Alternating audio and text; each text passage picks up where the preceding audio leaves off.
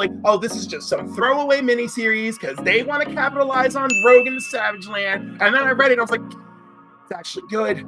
Maybe this is my terrible lot in life. I don't mind. Like, yeah, it sucks when somebody has to call you and be like, hey, just so we're getting threatened. That's not good. But no. On the other hand, like, I think from the experience of Grayson and stuff, and books I've worked on in previous, there's such a passionate fan base that I'm prepared to deal with this.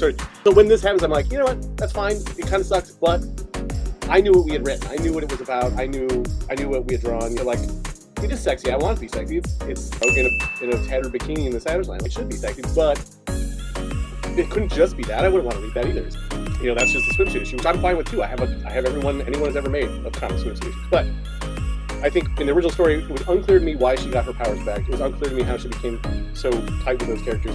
And she didn't get to do a ton of cool shit. I was like, I have a way to do all those things I just said. So that was my take. I know how to make all those things that bother me.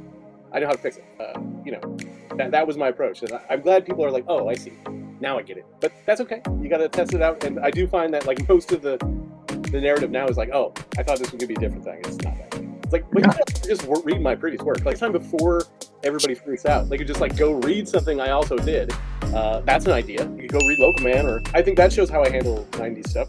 Maybe some of these people who freak out could just be like, spend fucking $3.99 and go check something else out. But whatever, that's here, there, there. As an artist, you're inducing a reaction. So that's what you want. You want people to feel something, and you are definitely doing that. And the other side of this stuff is when there's controversy around stuff, and I hate that this is true, but it works in comics as much as it works in politics.